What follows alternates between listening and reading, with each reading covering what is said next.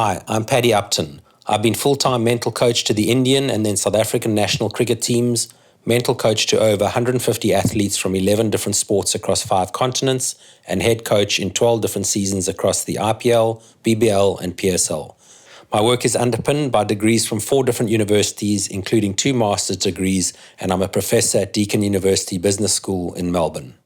Looking at the mental game of sport and life, we all know how important a role this plays in our success. But if we were to be honest, we're not that smart in how we manage ourselves around this.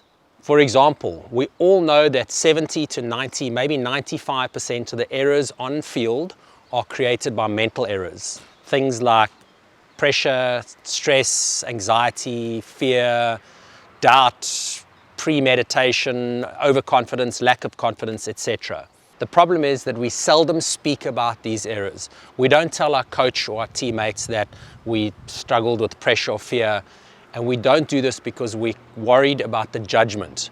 We're worried that people will think that we're mentally weak or mentally soft, which of course is absolute nonsense because all of us struggle with these problems throughout our career.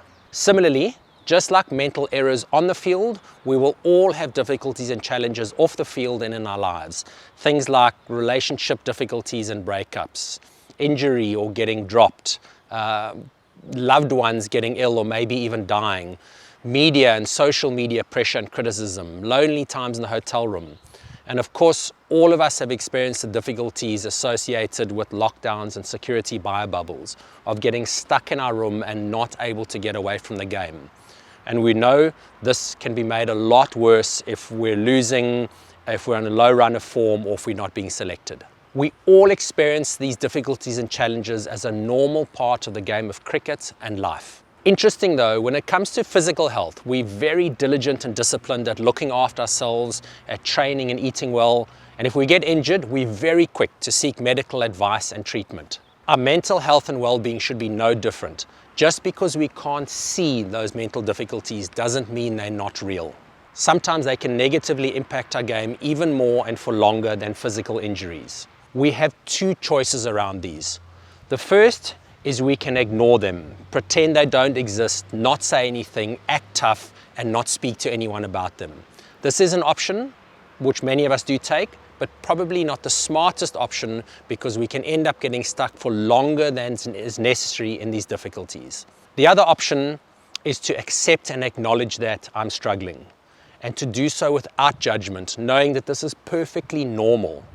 And then to consider who might I be able to speak to, who will be able to act as a sounding board, who can help me process my thinking, get some clarity so I'm able to make the right decisions and take the right actions to move through and beyond whatever this difficulty might be. Either way, whichever choice we take, whatever difficulties we have on or off the field, they're temporary and they will pass. It's not so much what happens to us that matters, it's how we manage ourselves and how we respond that really counts. As a parting thought, think of somebody you love dearly, maybe a child, partner, a friend, or even a parent. If you were to find out that they were really struggling with a difficulty and they hadn't told anybody about it, what advice would you give to them? And whatever advice you would give them, I strongly recommend following that advice for yourself. Finally, remember that it's okay and perfectly normal to sometimes not be okay.